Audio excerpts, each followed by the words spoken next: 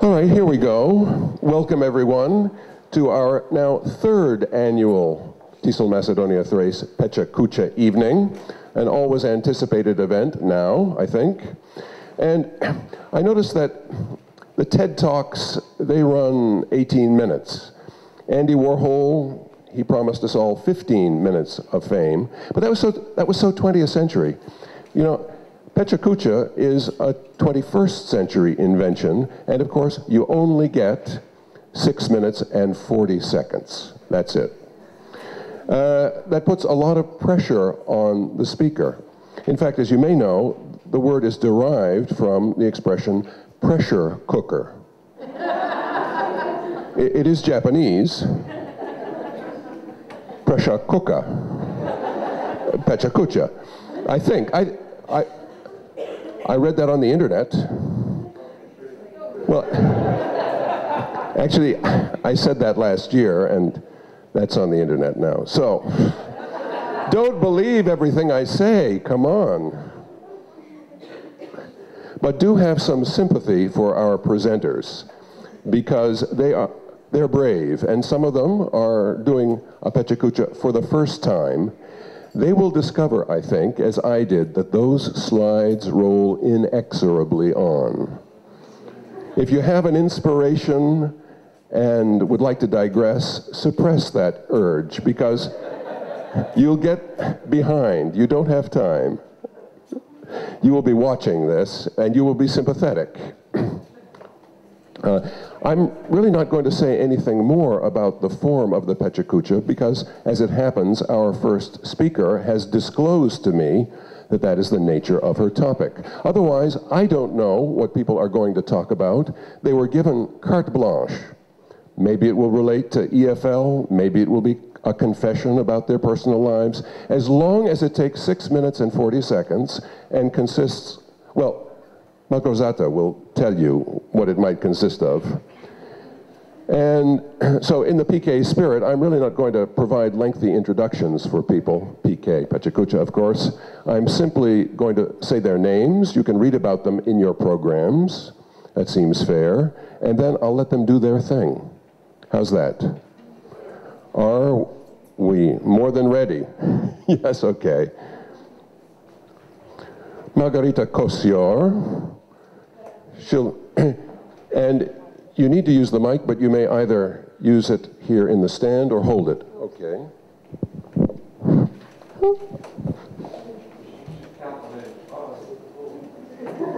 Yeah. So, I'm just going to begin.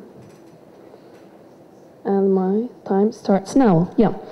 Good evening, everyone. I'm going to start with this controversy of global dimensions, which is the pronunciation of this very term. Some people pronounce it Pecha Kucha, others PechaKucha. But if you could read this tiny print here, you would say that it says, for advanced learners, PechaKucha. I'm advanced enough to pronounce it PechaKucha. That's what I'm going to do. But first I'm going to talk to you about time, about 20 seconds. How much you can do in 20 seconds based on my personal research. You can say the English alphabet 4 times. You can have a glass of frappe in very fast. A student of mine did 27 push-ups, but you can also develop a point in a PowerPoint presentation in 20 seconds. Of course, we all know that PowerPoint is a very useful tool, but only if it's used correctly. If it's not used correctly, it can cause damage.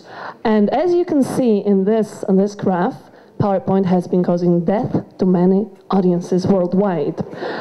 Now, my next slide is devoted to, well, it turns out that the longer does not necessarily mean the better. Because there are many serious consequences if you beat around the bush, develop a point forever, talk too much about things. You should be more concise, more specific, and speak to the point to avoid this kind of outcome. And let's look now, I think, at some of the most common mistakes presenters make. Obviously, the most common mistake is speaking forever. We could probably all allow time for lengthy PowerPoint presentations, but only in a 36-hour day, and we do not have this luxury, of course. Another very common mistake is on my next slide, which is coming in a second, I hope. Now, how about this? Are you tired of presenters turning and speaking to the screen, reading every boring word on the presentation instead of preparing properly, insulting your intelligence by reading what you can read if the font is large enough, and doing poorly at that? Plus, they are not even facing you as they have turned to read. That's a very common mistake, and we all know that. Now, another one, too much animation. Text and images zooming in, zooming out, fading out, swirling around. And all this useless motion should be stopped. And sometimes all this comes with a sound, which makes the outcome even more unbearable. Stop useless motion. Now, color schemes. Many presenters spend long hours selecting the kind of background that they want to choose, the color of the font, the color of the background. And here's the effect, okay? And if you look at the list, the bulleted list, you realize that if these bullets cannot kill, then what can? And now, the good news is that there is life after PowerPoint death. These two people are architects who used to live and work in Japan in 2003, and that's when they came up with the idea to create this new model of presentation called PechaKucha or Pecha Kucha, which is a very strict model of 20 slides, and each slide lasting only 20 seconds, and the slides advance automatically, which means that you have to be very well prepared, like I am, and the presentation should be very well planned, so that you do not say too much, you do not say too little, and you know when your next slide is about to show. So, PechaKucha. This is the logo of a PechaKucha, and you can find it in most of the places where PechaKucha events are held on a regular basis. And these are the places where people belonging to the same field of expertise gather to discuss ideas that they have in common. And the event that we are at now is a third TESOL Macedonia-Thrace PechaKucha night. You can see that PechaKucha nights are usually organized in cozy atmosphere, in this kind of environment, very often with a beer or with some snack. And they are nothing like the spotless conference halls that we are very much used to, like here, you know. And now the advantages of PechaKucha. Now the very first one, the obvious one, a picture is worth 1,000 words. And the PechaKucha, yes, it's an image-based kind of presentation, which means there are not too many words at least, not much text, preferably no text. And we all know that there are many visual learners and fewer auditory learners. Now, the PechaKucha format of presentations give you a chance to be a real speaker. You do not rely on text, my text is right here, and you have to be very concise and specific and talk and speak to the point. What else do I want to say here? I don't remember. PechaKucha gives you a chance to feel that you are unique, like how I feel now, right? It gives you a chance to stand out from the crowd, because you're nothing like those boring presenters who speak forever, okay? So it gives you the advantage, you know, in the future, bonuses, better job prospects, and stuff. So the bottom line is that you have to decide what you want to say and simply cut out the rest. If you're under an impression that it's an easy job, just because the presentation that we are talking about is short, you could not be more mistaken. There is a lot of challenge to it. And the most important challenge is that you need to focus in a very specific way. That you need to know exactly what you're going to talk about. And if you do not know that, you are really stressed. That's why I'm so relaxed, because I know what I'm talking about today. So you need to focus. You need to know exactly what you want to say. You're not supposed to say more. You're not supposed to say less. And then you're going to be a successful PechaKucha presenter. You know that the most important aspect of a PechaKucha presentation is time. You have 20 seconds and time will not stop for you. Okay, so in order to be understood, you need to structure your presentation well in advance and practice it a lot. Now, there are of course many similarities between a regular presentation and a PechaKucha presentation, and the obvious one is that both types start with an introduction, they have the main body in the middle, and they finish with a conclusion. The structure has to be clear in any case. The introduction and the conclusion need to create a frame.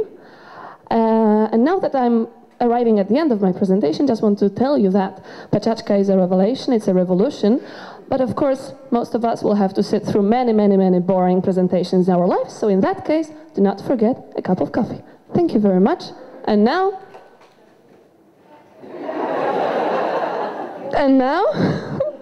Yes.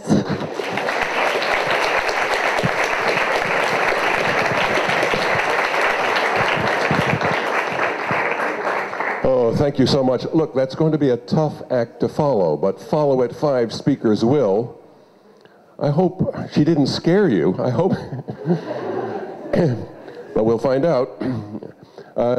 Gavin Dudney, you're up next, and I'll pass the mic to you. Thank you. Thank you very much. Okay. Let me see if I can do this. Okay. So my talk is, in fact, very personal. I'm going to talk to you about my hobbies. One of my big hobbies is reading, but I also have lots of other hobbies, and today I'm going to tell you about the books that I currently have on my Amazon reading list connected with my hobbies. I'm not one of those people who just has one hobby. Reading is probably my main one, but I have an awful lot of other hobbies. I'm interested in cooking, I'm interested in pets, I'm interested in arts and crafts, things like origami and that kind of stuff. I find those very interesting. Travel, anthropology, history. I can do this until the end of the slide, you see, and you'll think it's well planned. Very, very much interested in toilets, as I hope you'll find out in a while. So, let's start with food. Here are a couple of the books on my reading list. 300 Ways to Serve Eggs. Who knew there were 300 ways to serve eggs? I thought there was one. Cheese Problems Solved. Anyone here had a cheese problem recently? I have quite a few of them myself. I find cheese very problematic. So food is a big thing in my life, as some of you may have noticed. Now, arts and crafts. If you can't afford to buy Christmas presents for your kids, why not knit a Christmas story for them? Because that will make a delightful Christmas present. Or knit a fantasy story. If they like the kind of Harry Potter sort of era, you might want to knit a fantasy story. This is a great thing. Arts and crafts have moved on. It's not now just about making jumpers. How about this then? I went to a hotel once where they made my towels into a gorilla. How about Jurassic towel origami? Always a good one. Or just towel origami. You see the penguins there have been very, very cleverly done with a black towel and a white towel, thus depicting the penguin. This is skillful work, you know. These kind of hobbies are not... Oh, now, hobbies and pets. What about knitting with dog hair? If you can't, you know, these are hard times. If you can't afford to buy wool, why not get some off the dog and knit with the dog hair? Your dog, of course, will be very stressed when you've done that, so you'll need yoga for dogs, just to chill the dog out after you've taken all its hair. Is your dog gay? Who knows? I don't know. I haven't got a dog. I've got 2 rats. They don't seem gay, but they may be. How to teach your physics to your dog? Probably not a good idea. It's going to take some time, I would imagine. Harder than teaching English, I would have thought. So pets also very popular with me. Now, does God ever speak through cats? It's a question that I've asked myself many times. The conclusion I have to say is probably not. My cat's in love. That's sweet, isn't it? I had a cat in love once, but you know, 20 seconds is not really long enough to tell that story, unfortunately, so I'm not really going to go into it. But you'll see, now more pets. Bomb-proof your horse. Now, you'll appreciate that having a horse is a big responsibility, and the last thing you want is for your horse to be blown up. So this is actually good advice. And the rather plaintive, what's wrong with my snake? You go to the vet and go, what's wrong with my snake? You know, pets are hard work. Now, history. What to do when the Russians come? The only answer to that is hide under the bed and hope that they carry on through to the next town, I think. Nuclear war, what's in it for you? Absolutely nothing. Say it again. No, there's nothing in it for you, not in war. Now, was Karl Marx a Satanist? He's certainly got a Satanist beard, I think you'll agree. So history, big. Oh, Lenin's embalmers. Quite a few of them, apparently, and you can still go and visit that man if you're ever in Moscow. It's well worth a visit. It's not the most cheerful of things, but, you know, worth having a look at. So that's history. It's another great interest of mine. Anthropology, Tattooed Mountain Women and Spoonboxes of Dagestan is a book that I've had on my reading list for quite some time now. And the other one, Prehistoric Humans in Film and Television. None. There was no film and television in prehistoric time. It's the shortest book ever written. Toilets. What's your poo telling you? Probably not a lot. I don't tend to look at mine that much. And now here's the thing. Ecological toilets. the human manure handbook. If you're growing vegetables, ladies and gentlemen, you can actually provide your own manure for your vegetables. And in these hard economic times, a good thing to do. The waterless toilet, is it right for you? No. No, it's not. On our back street in Moscow, they have expensive toilets with water and cheap toilets without water. Always go to the expensive ones. Toilet paper origami, we're back to arts and crafts again. It's gone full circle. It's a beautiful world out there, ladies and gentlemen. All these books are available on Amazon. Do-it-yourself coffins. Save some money when your loved one dies and make them a coffin out of cardboard. And if you want to get a little bit more creative, fancy coffins. Not just ordinary coffins, ladies and gentlemen, fancy coffins. Perhaps with little penguins inside, made out of towels. Ah, British history. The who's who of British beheadings. It's not a list I've ever gone for. Ah, my favourite. The English, are they human? It's difficult to tell sometimes, isn't it? I'm sure you've all met one at some point in your life. So, and then there's just the plain weird. Well, blow me down, A Guy's Guide to Talking Like a Pirate, always good. And this is my absolute favourite, 50 Ways to Use Feminine Hygiene Products in a Manly Manner. I can't even begin to imagine what is in that book, ladies and gentlemen. I really can't. Now, How to Teach Your Wife to Be a Widow. Something every responsible husband should do. And actually, when your wife does become a widow, she may have to get a job. Just to make ends meet, she might become a managerial woman. It's like a fancy coffin, a managerial woman. Fancy, is eating people wrong? Do we need a book? I don't know. I always thought it was wrong. Of course, there are civilizations that think it's absolutely right, particularly barbecue. And this is my favourite of all time, Old Tractors and the Men Who Love Them. A beautiful tale of man's love for machine. So these are all books connected to my hobby. This is my Amazon reading list, and if you'd like to log on to Amazon and look for me, you could actually gift me one of these books. They're all in my wish list, and I'd be more than happy to receive one from any of you here today. And I think that should roundabout be the end, as they say in a minute. The slide's going to go off, and that'll be the end of the show. And thank you very much for your time.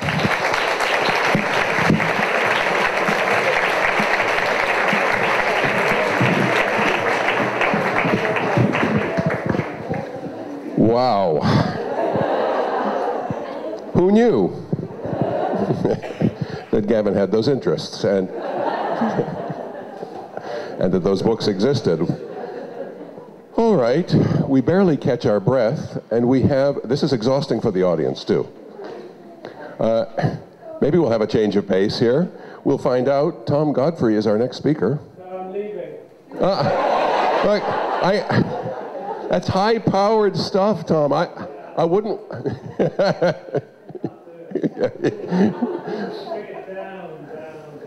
That's look. There are many, many styles of a PechaKucha, and you can have a meditative one for all I care. And in fact, perhaps we could use a change of pace. Who knows? Of course, I have no idea. We have no idea what to expect. That's part of the fun.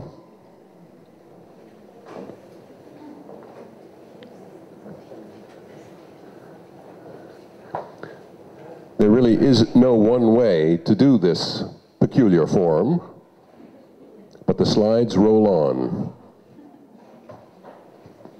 We're doing everything that we were told we're not supposed to do, but we've never. That's quite all right. We thought it was karaoke. Yeah. Stick it up there. Very okay.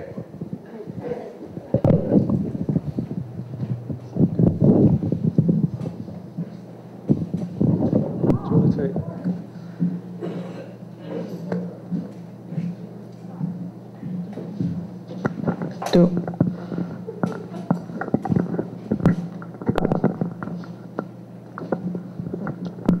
Thank you.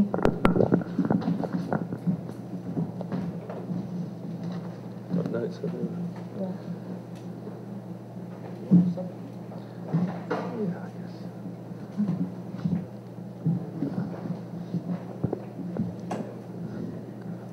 What is the new way? Good question. I can tell you what it is not. Okay, that's a start. It is not a capitalist system of scarcity, misery, and exploitation. An empire built on money, with wealth flowing to the bankers and big business at the top. Money makes the world go around the world, go around the world, go around. That clinking, clanking, lovely sound, it makes the world go round. A mark, A yen, a buck, or a pound, a buck, or a pound, a buck, or a pound. is all that makes the world go round. The new way is not about destroying Mother Earth for short-term greed, Or destruction of forests, extinction of wildlife, or genetically modified seeds. The new way is sharing Earth's abundance and diversity. And conquering. The new way is not about empires and conquering territory and people. The new way is about peaceful communities and collaboration. The new way is not about killing and more consumption, or to ease my hunger and make me happy. More medicine does not make me healthier. More weapons do not lead to peace. Give 'em the old razzle-dazzle, razzle-dazzle them. Give them an act with lots of flash in it, and the reaction will be passionate. Give 'em the old hocus-pocus, bead and feather them. How can they see with sequins in their eyes? What if, in fact, your hinge is rusting? What if, in fact, you're just disgusting? Razzle-dazzle them, and they'll never catch wise. I am not a deaf-dumb monkey. I can see. I am not blind. I don't want to wear a mask forever. I can think with my heart to change my mind, to create the new way in my life. My name is Luigi Giovanni Ferrari. I'm Italian. I come from Italy. You can call me Italian Stallion. My friend, she call me Italian Stallion. She call me Italian Stallion because I have long Luigi! ponytail. She say I have face like a horse. I have very good English teacher. We use gap fill method. She very good. She blonde English woman. She very good. English girl, they have very active... Luigi! The social life, very active. And she very good fun. I use the gap fill.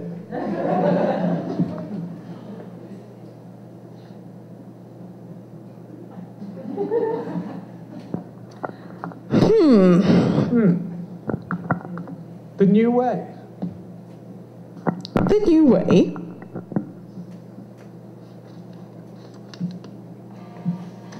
The new way is about magic, imagination, and creativity. It is about new levels of inspiration. It's the way to be. The new way is about collaboration and cooperation. It's about harmony and working as a team. All hands on deck. All hands together. We are the new way. The new way advocates living in balance and harmony with nature, recognizing the interconnectedness of all things. The whole is greater than the sum of its parts. Seeds planting, dispersing all over the world. New trees growing, nurtured by Mother Earth.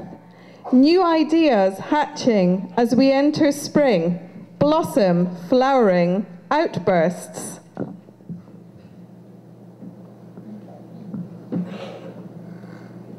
Pause for breath. And teachers are a part of this. Ready always to learn something new. Learners learning. And new potentials, new ideas inside of us all. In me, and you, and you. It is the balance between the earth, the sun, the grains of sand in the desert. Zeus, or Zeus, looks down and smiles. From the waterfall, Poseidon whispers, just go with the flow. Bit by bit, drop by drop, step by step. And remember to smile and dance. Everybody's doing a brand new dance now. Come on, baby, do the Pecha Kucha. Really got a rhythm if you give it a chance now. Do the Pecha Kucha. It's got a bit of rhythm and a lot of soul. Give a little bit of rhythm and a lot of soul. So come on, do the Pecha Kucha with me. Come on, everybody.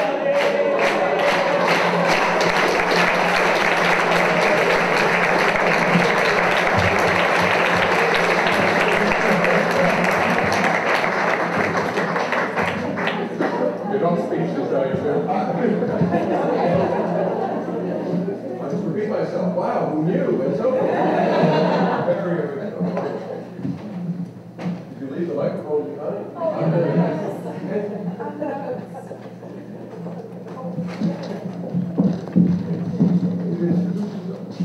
Oh, I'm the wife.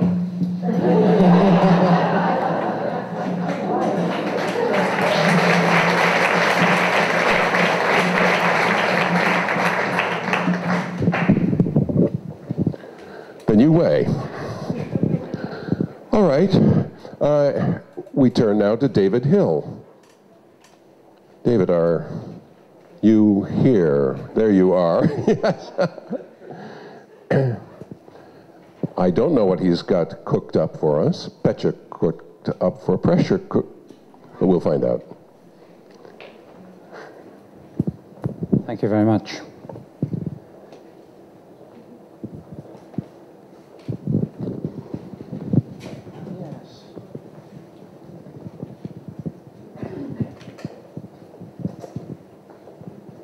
Moth World, a poem by David A. Hill, illustrated with his own photographs.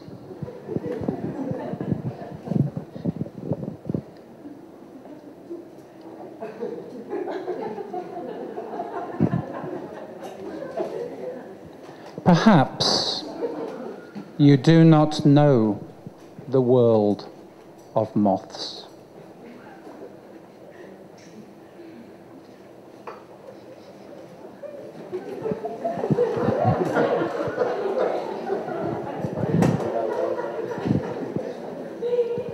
The silent, whirring wings.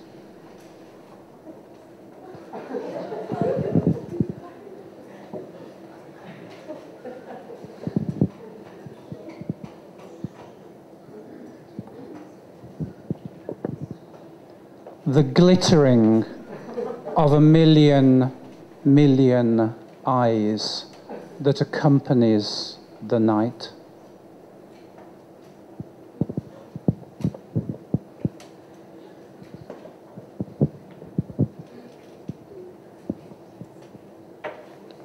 You know, I think, the flutter round the summer lamp, that frittering away of life, singed wings, the smoke and ash.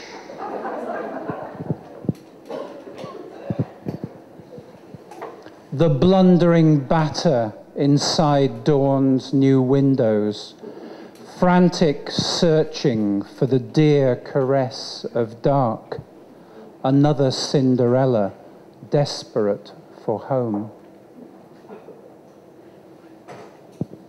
But there is more, real treasure in this unseen world.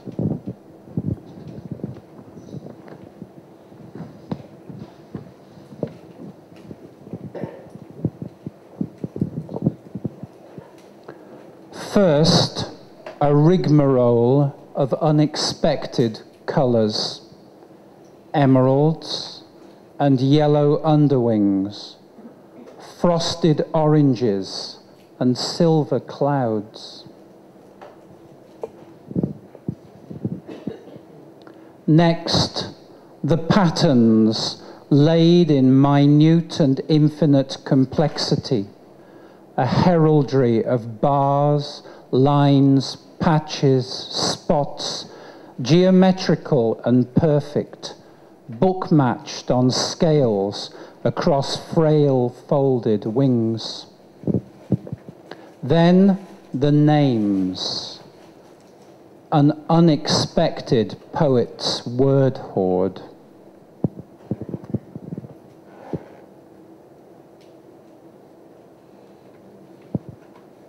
Moving from the blunt, fern, streak, shears, shark, brick, snout.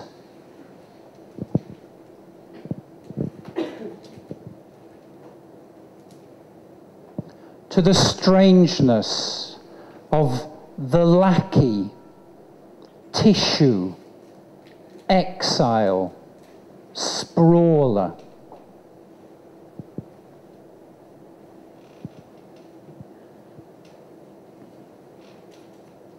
The joy of maiden's blush and ingrailed clay.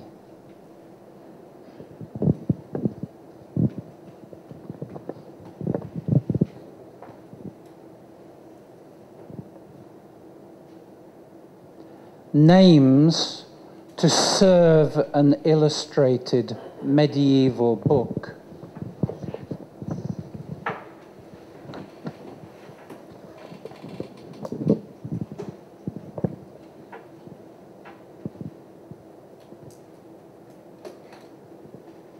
Burnished brass, satin lutestring, brindled beauty, lunar thorn.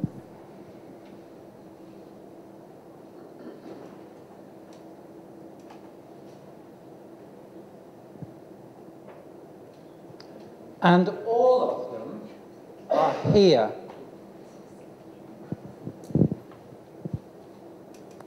Wandering the fringes of our world.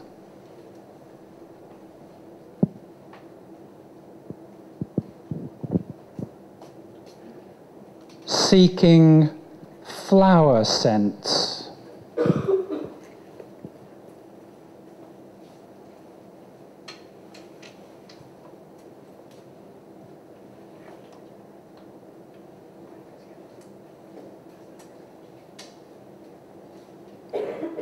Food trees.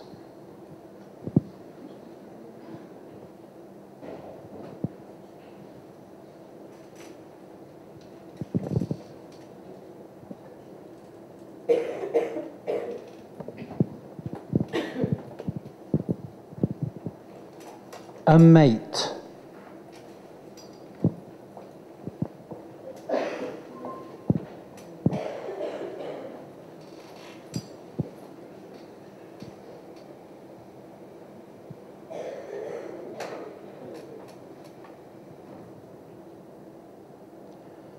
And now and then, weaving their fragile, secret lives inside ours.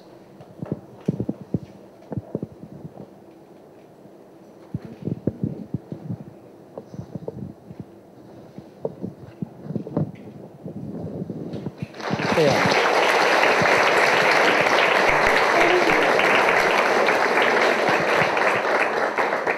I have brought 10 copies of the book called Moth World, of which this poem is the title poem of my 4th collection. If anybody would like to buy one from me, then you know where I am. Thank you very much, David. We went from locomotion to contemplation and evocation. That's just what we needed, I think, a change of pace. And by the way, our speakers are appearing in alphabetical order. I didn't arrange this, but I couldn't have arranged it thus far more to my taste, let me put it that way. And Mary, I sense you behind me. It's Mary Sakpazian, and here's the microphone. Thank you.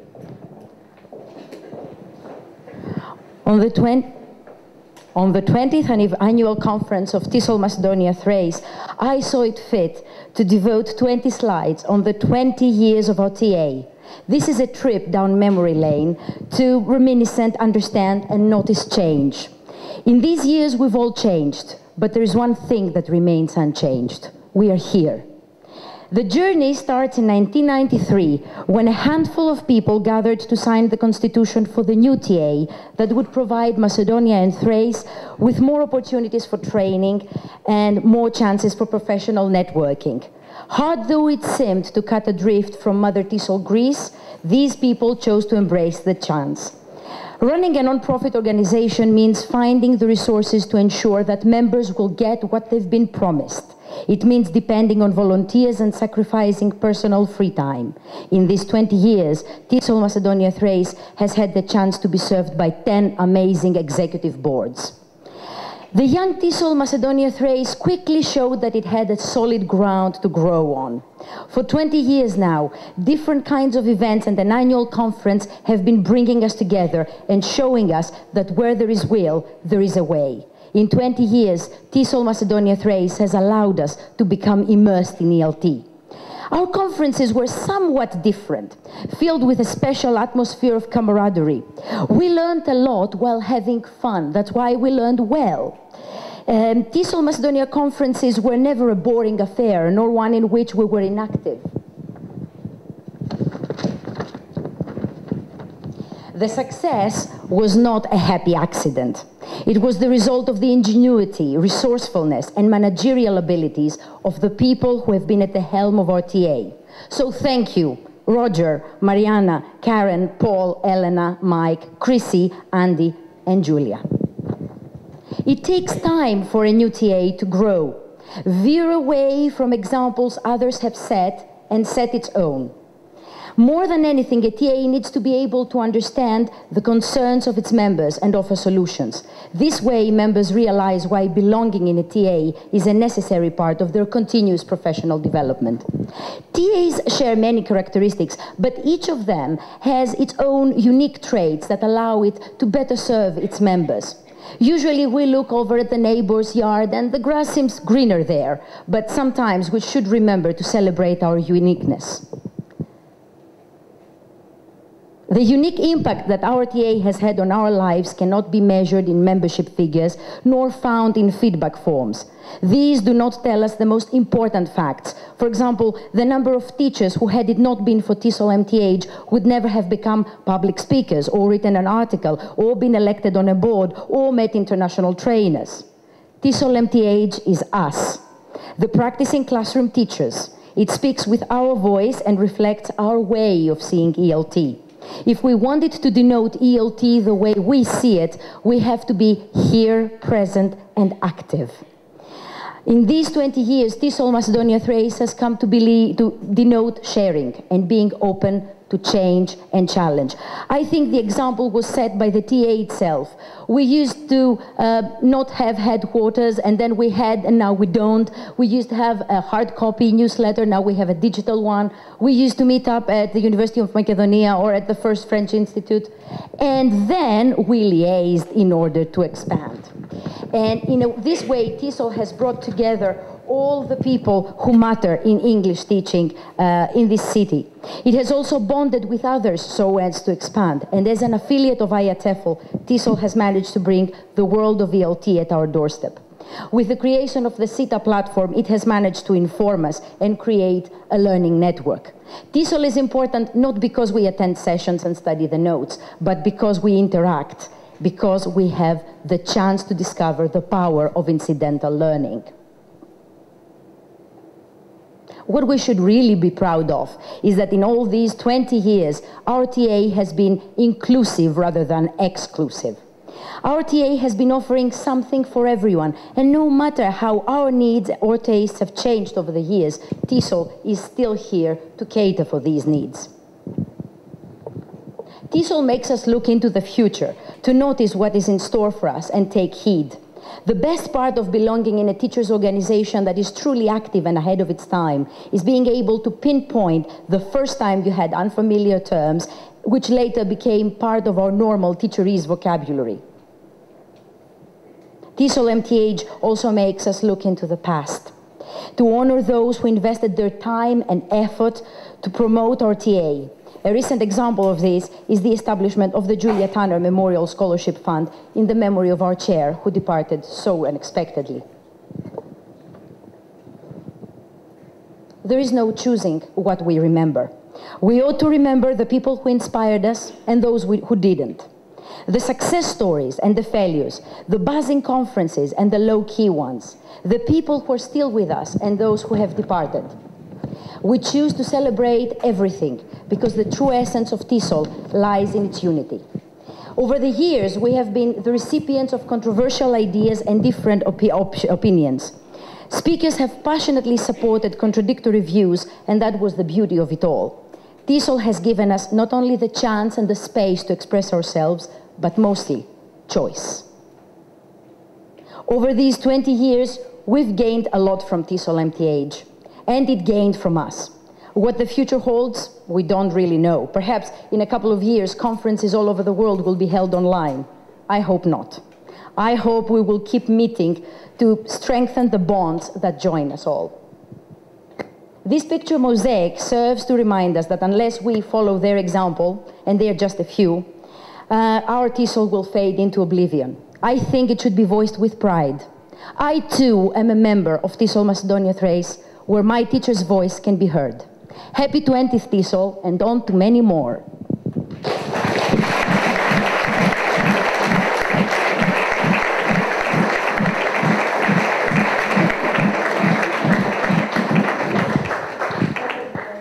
Thank you very much, Maria.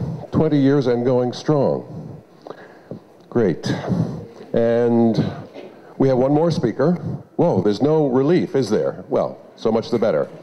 Our last is Nikos Sifakis, who will be a plenary speaker tomorrow, as will David Hill.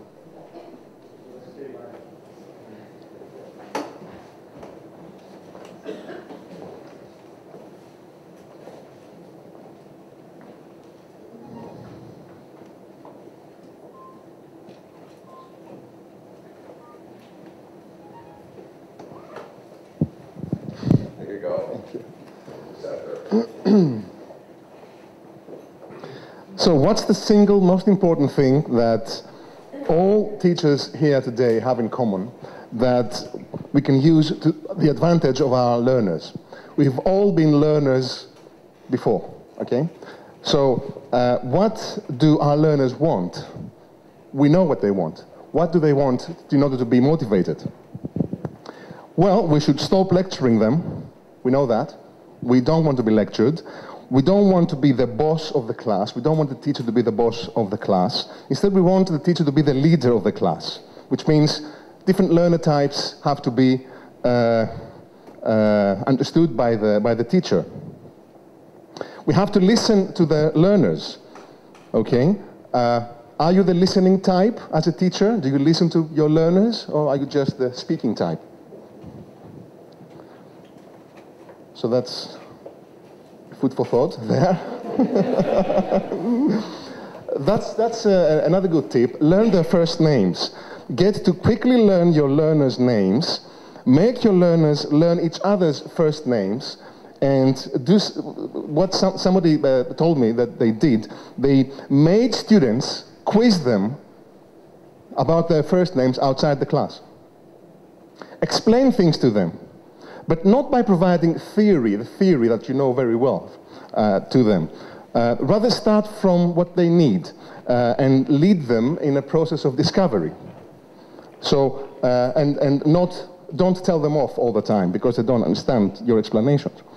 Try to surprise them, okay? Don't be predictable, doing the same thing every day. Who wants that? Did you want that when you were a learner? No. We want surprise, good surprise. We want to be surprised by our teachers. If not on a daily basis, at least every couple of days. Play with them, you know, be playful, even with adult learners. Be light. Be easy sometimes, not too demanding of them. Take into consideration their affective state, their emotions, their interests, and their readiness, how ready they are for what you want them to learn. Move them around regularly. More about this tomorrow. Group work. Flexible grouping is very important. Something we don't really think about too much when we teach, you know, how we group our learners. This is from educational psychology. Try to gamify your activity. This is gamifying, not, you know, something else for the Greek speakers. This is a hard one. Competitiveness is very important, okay, but in a good way. And what these activities, what should they have? Well, we should reward them, reward everybody, not just the good students, with all sorts of different ways of rewards. Think of alternative assessment. Everyone must be rewarded, okay, not just the good students. Stop doing what? Stop testing them all the time. Okay, who wants to be tested all the time? This is very easy for us. We can get tests for free these days. This is not what students want. Okay? Not another test. Challenge them. Again, unpredictability. Challenge them, but in a good way, and provide them with input and feedback that they are not familiar with, they don't expect from you, and they would be very appreciative if they receive it. It would make sense to them. Embrace the new technologies and social media. If you don't have a Facebook account for whatever reason, get one, because, well, I think that your learners have one, okay? So why not you? Again, food for thought. Play with the classroom layout. Change the classroom layout. Use the desks not as symbols of grouping, as symbols of, not as borders between the learners and you, but as symbols of grouping, okay, around which people meet. Get out of the classroom. Two meanings. Literal meaning, physically take your students out of the classroom, give them authentic tasks in their authentic environment, if you can, and metaphorically, stop being a teacher all the time.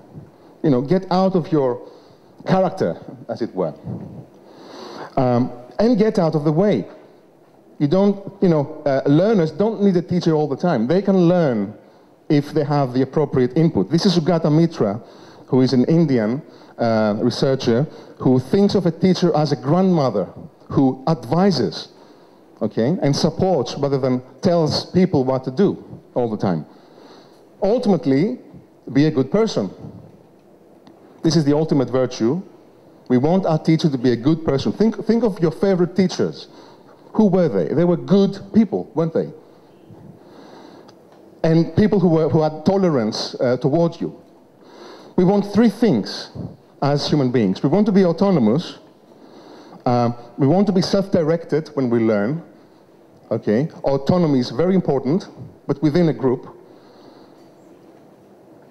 This is very important. Everybody wants this, even those who are more introverted.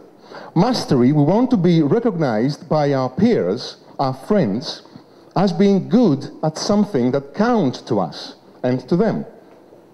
Okay, this should come from you too, as a teacher. You know, you can help this, in getting the best of every single learner.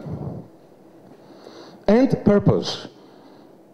give a reason for learning to every single one of your learners, even those who are not participating lively all the time, you know, the good teachers. I think that the world does need a great teacher. We should have, this is probably not so appropriate because it reminds us of you know, the technical tools, but I think that we should all embrace new technologies and try to approach our learners in any way we can, and try to go back.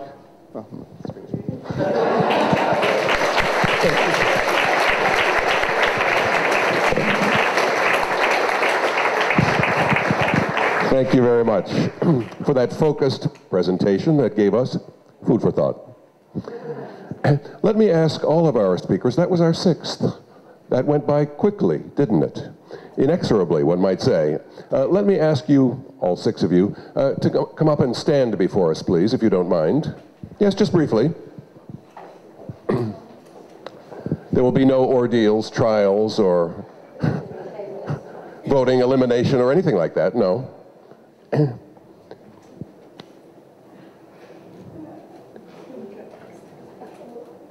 Yes, what about your wife? Come on, 6 and 7.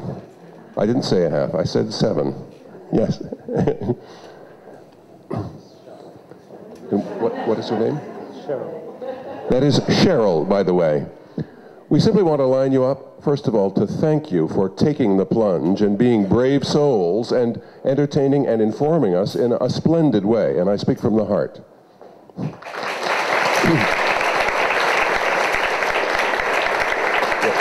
The cards. Yep. Let me just say, from my own experience, when I did my first PechaKucha, it's a harrowing experience. So,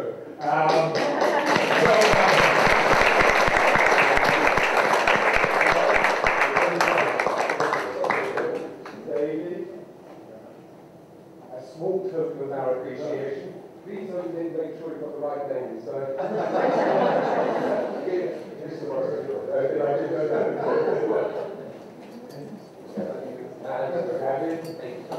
you're welcome, more than welcome.